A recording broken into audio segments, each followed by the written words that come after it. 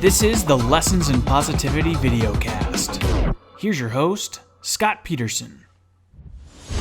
Greetings from our Atlanta, Georgia studios. If you're a baseball fan, you certainly know the name Harold Reynolds, one of the studio analysts for MLB Network. But before Harold became a nationally known name in the broadcast industry, he was an 11-year pro and two-time All-Star, primarily for the Seattle Mariners. Harold's extremely entertaining. You'll love his enthusiasm. But what Harold has to say about being recruited by colleges and scouted by pros is incredibly important to everyone listening to this show. We hope you enjoy this interview with Harold Reynolds on this week's Lessons in Positivity. We're joined by 11-year pro Harold Reynolds, who played most of his career with the Seattle Mariners, although he had spent some time with the Angels and the Orioles. Two-time All-Star, three-time Gold Glove winner, and now you probably all know him best as one of the lead analysts on the Major League Baseball Network. Harold, welcome to the show. Hey, Scott, my pleasure. Thanks for having me. So you've made this transition from baseball to a baseball analyst look pretty easy. I'm sure it probably wasn't, but tell us a little bit about that and how you make it look so easy.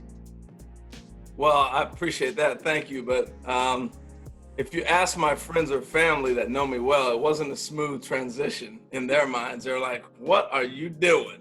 But to give you a little bit of the background, I never thought about doing TV.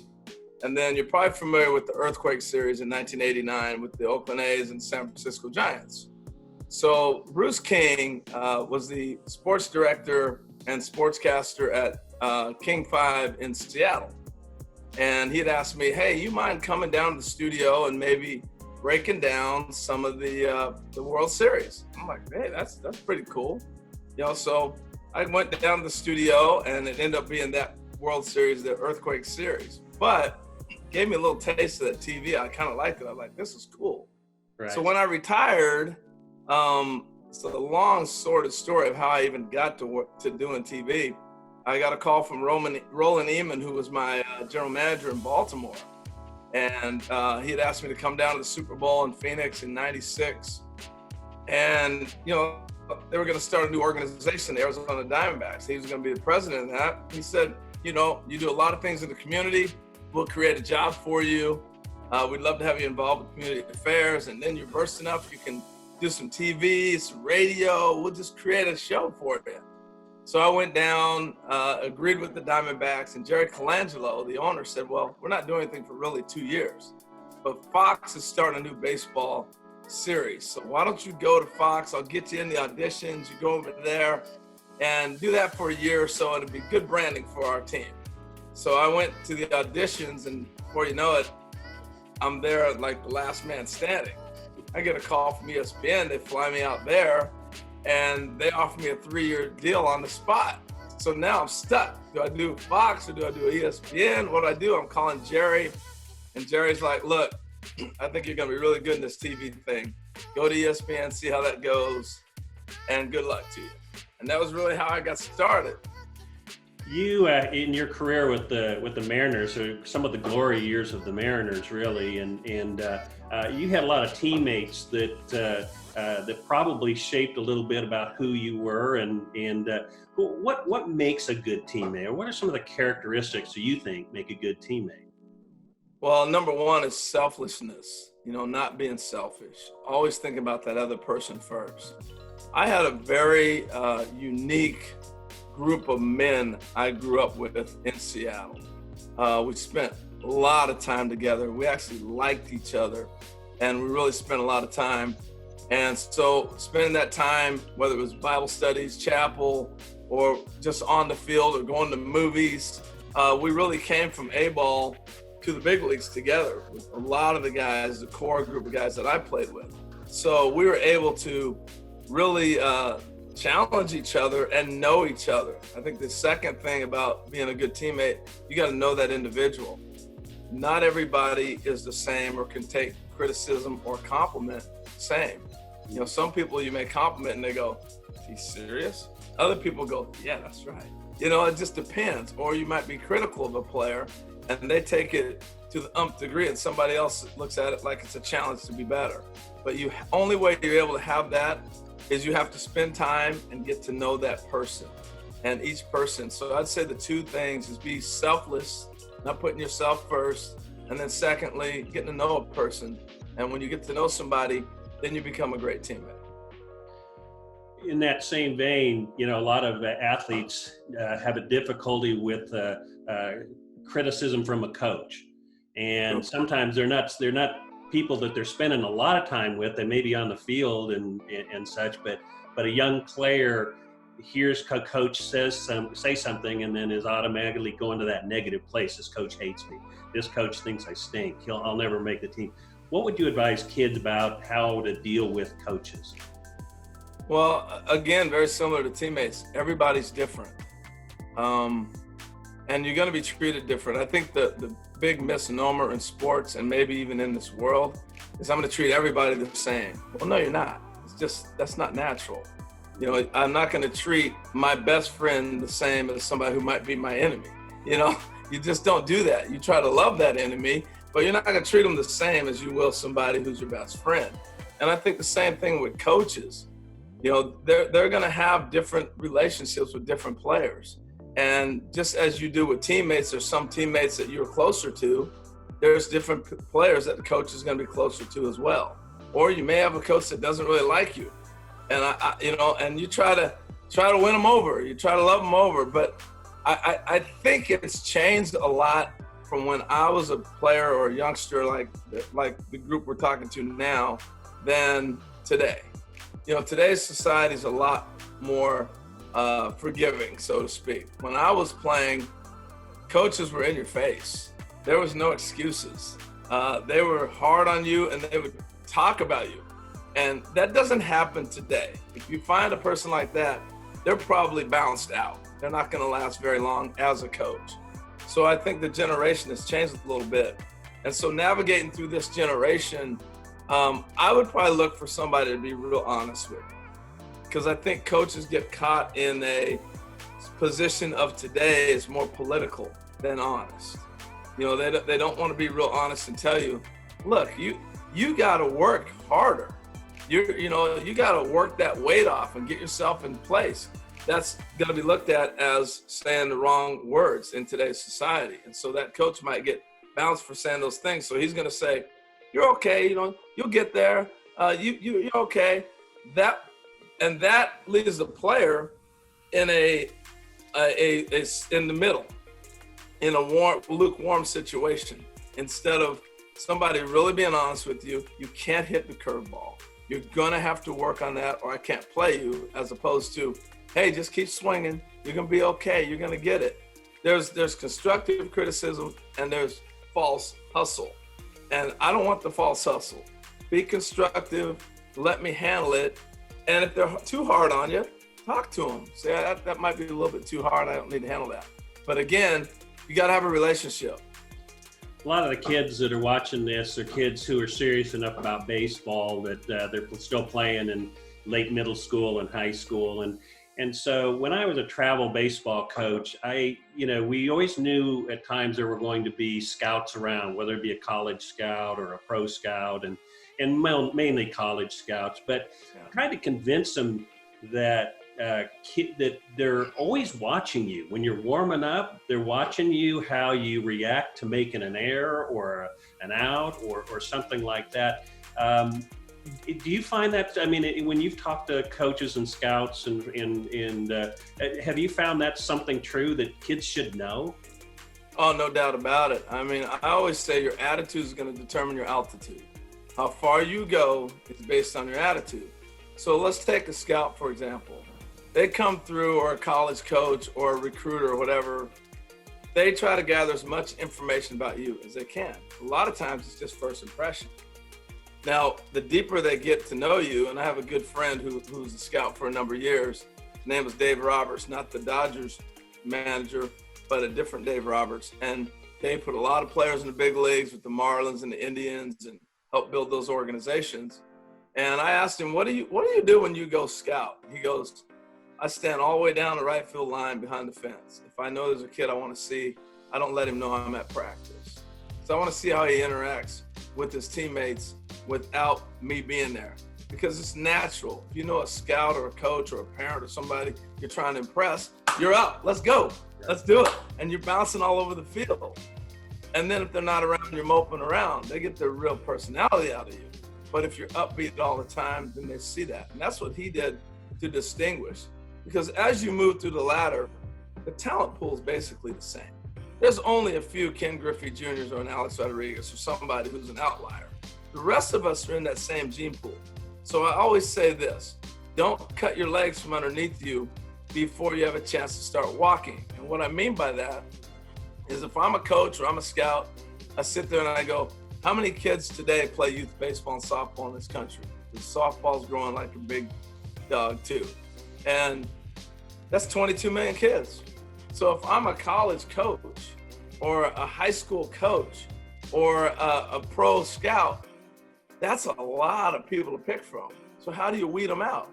I start looking at their attitude. I start looking at how they carry themselves, all those things. And that's how the weeding out process is. So don't get your legs cut from under you before they have a chance to even know you, because it's all about first impressions.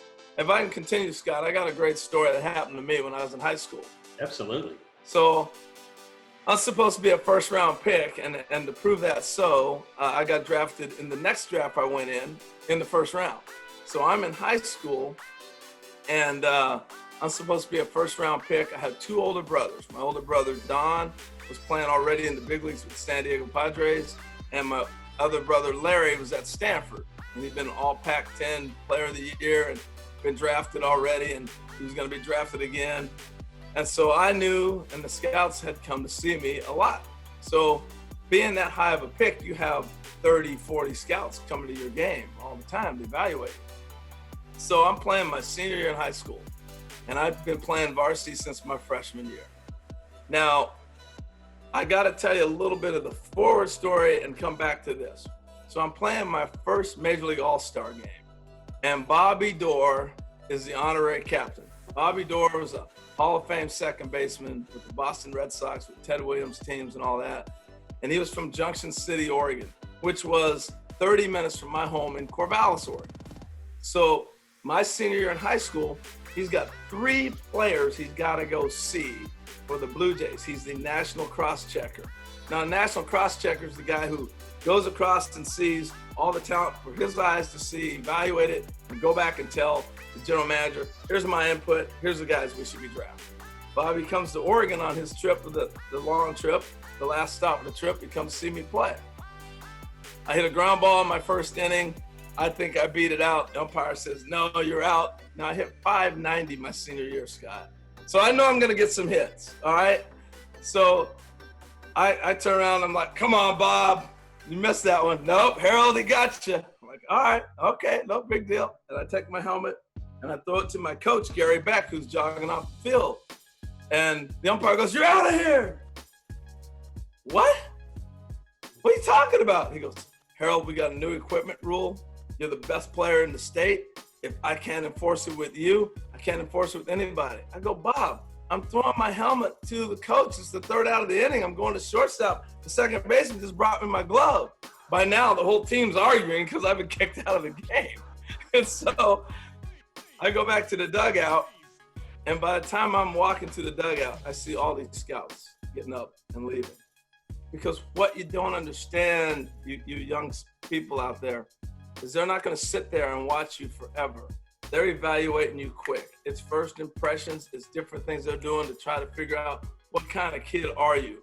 And your attitude is really what they see.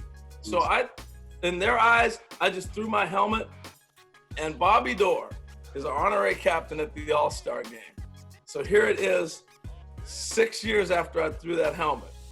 I ended up in that draft going in the 6th round. And Bobby Doerr is at the All-Star game with me, and he's the honorary captain. And so they have me and Bobby in the press room. And Bobby's sitting there, and they said, hey, Bobby, had you ever seen Harold play before? You know, he got to the majors. You're from Oregon? He goes, yes, I saw him his sophomore year. He beat Danny Ainge. I'm going, oh, yeah, you were at that game? And then he says, and I saw him play his senior year in high school. And I'm going, hey, .590. He hadn't seen a good game.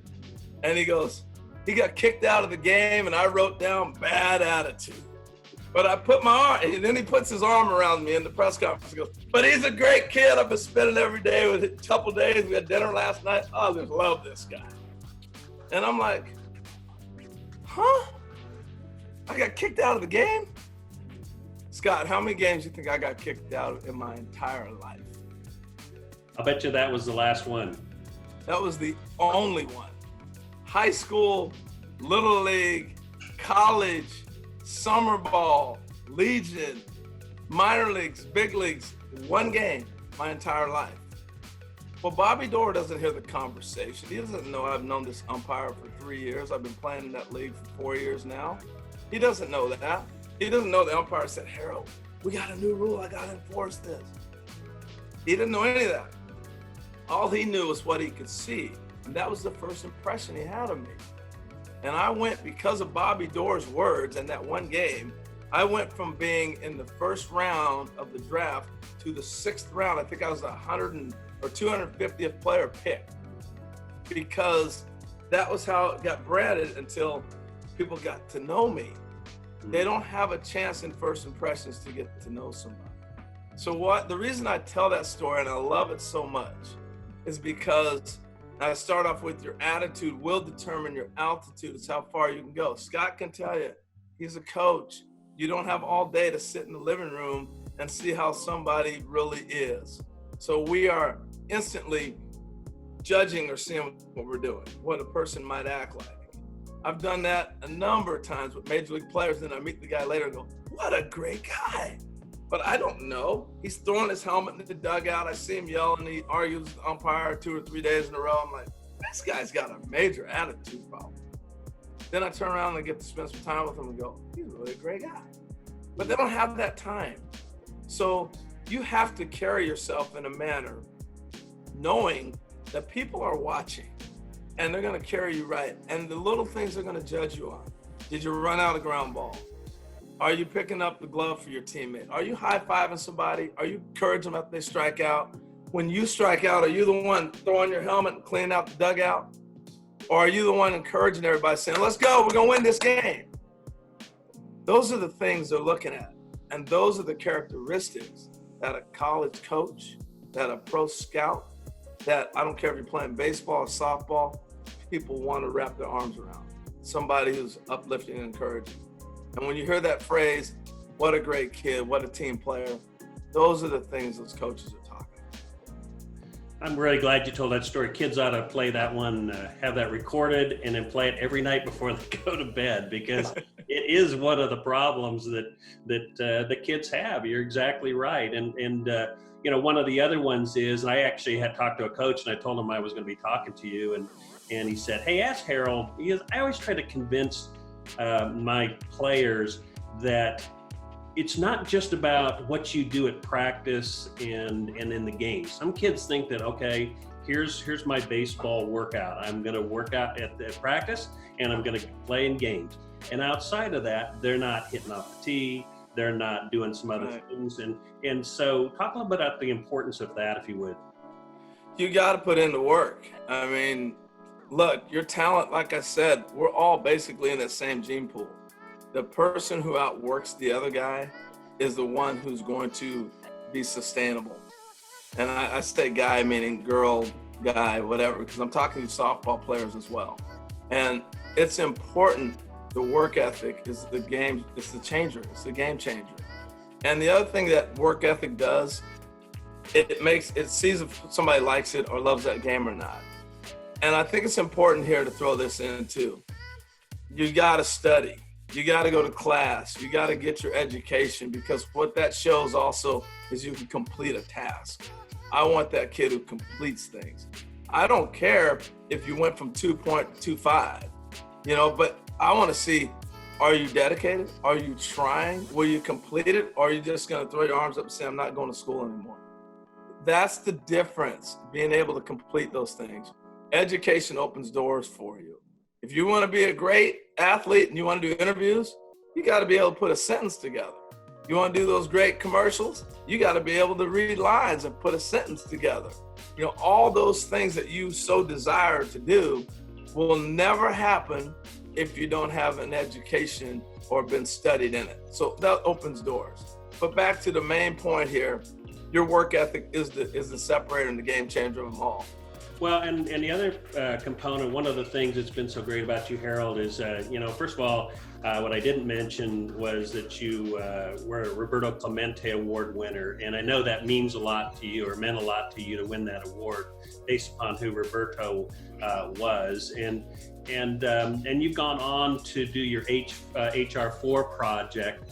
And so those things are really important to you. I'd like you to talk a little about HR4, but why are those things important to you? Because quite frankly, I mean, you're a pretty busy guy. You don't need to do all of those kind of things, or even do interviews like this.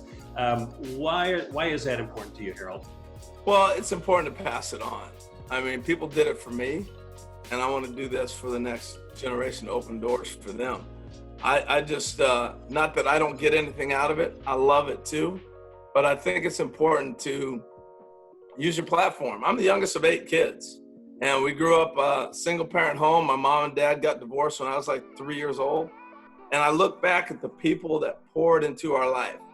I honestly would have thought that we were rich. I had no idea we were on welfare, didn't know where the next meal was coming from. So many people provided and opened doors and opportunities for us to be able to walk through. And so the only thing I can do is give that back and open that door. And there's somebody out there that I'm looking at and saying, that's me right there, the opportunity. Just need an opportunity. You know, there was a running back named Gale Sayers who played for the Chicago Bears back in the day. And one of the great lines he used to say, just give me 18 inches of daylight. That's all I need. Just give me 18 inches of daylight. And I took that as like, just give me an opportunity. Just give me one chance to take a swing or catch a ground ball or run. And I can show you what I can do and open that door. And that's all some kid sometimes needs, is one opportunity, one chance. What if a kid wanted to be involved in any way, shape, or form with HR4? Is there a way for them to do something in their community? Is there anything they can do to help you? Well, one of the things we try to do is be in communities. We're aligned a lot with a lot of Major League Baseball things that they're doing. Like, for example, my good friend Matt Engelke runs the pitch, hit, and run for Major League Baseball. So we try to be aligned with them, or Junior Home Run Derby. Or we've created different things where, being a kid from Oregon, growing up in a town of 40,000, when I got a chance to see a Major League Baseball player, it was like, wow. And I want to take that wowness to communities around. So we do these hitting exhibitions with different players, and we'll have like 5,000 people show up, because I want them to see what it looks like when a Major League Baseball player hops in the cage and hits, and those guys get a chance to talk. And it happened to me, Rod Carew and Brooks Robinson. I know I'm dating myself, and I'm dating Scott along with me. They hopped in a batting cage in Portland, Oregon at Pete Ward's baseball camp, and they started hitting, and I was like hooked. It's like when you see a pro golfer hit a golf ball. It's different. And I knew that if we were able to get that in front of people, kids would be hooked instantly. So that's one thing that Matt and I try to do. So I don't know, just look and see when we're coming to town, and we'll try to make things happen. But there's a number of events and things we try to do, from equipment to like the hitting exhibitions, RBI, pitch, hit, and run. So mainly different events we try to get involved with. Last question, Harold, and that is, and it's one I like to ask all of the athletes that have joined us, is if Harold Reynolds could go back to when he was a middle school and high school player and say, hey, Harold, I want to give you a heads up. You know, what would you tell Harold and that would maybe make his life? I maybe not throw the helmet to the umpire in that one game. But besides that one, what would you tell Harold? You know what? I had such a great upbringing. I think the biggest thing I would go back and tell Harold is keep playing all sports. You know, we fall into this environment of thinking that you're 12 years old and you got to decide, I'm going to be a baseball player. I'm going to be a basketball player. You haven't even begun to mature. I'll play football, soccer, softball, whatever it is, keep playing all the different sports. And I know the coaches put pressure on you to make you think this is what it's got to be. But I was fortunate to have people, I had, like I told you earlier, two older brothers who really played high-end sports, professionally, baseball players in the end, but could have played in the NFL as well. But they continued to impress upon me, play all the different sports.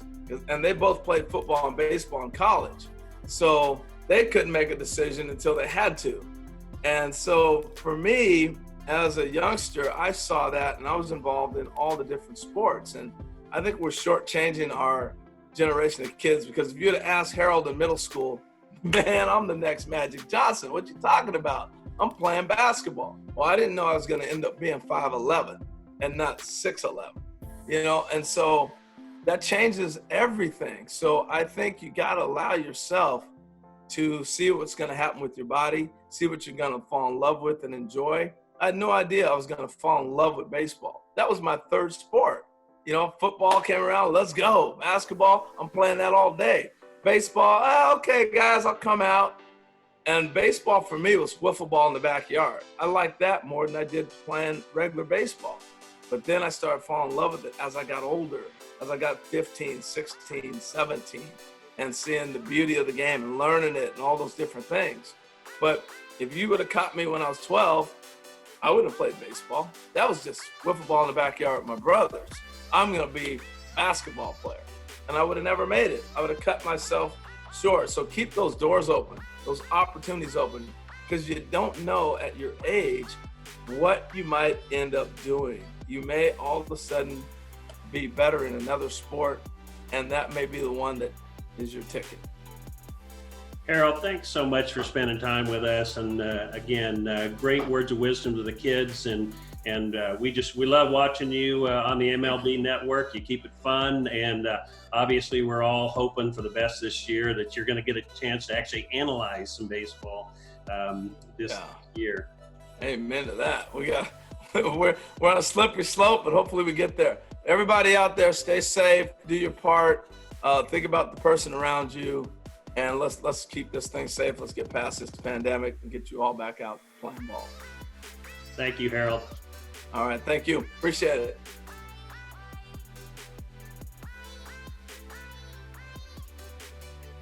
Thanks again to Harold Reynolds for spending time with us today. If you'd like to watch some of our previous video casts, they're all available in the video section of our website, positiveathlete.org. If you're interested in reading some inspirational stories of high school student athletes, we'd love you to check out our new book, The Positive Athlete. In the book, you'll hear stories of kids who've overcome mental and physical obstacles or given back in unique ways to their schools and communities. You can find out more about the book on our website, positiveathlete.org. We hope you'll join us again next time on Lessons in Positivity.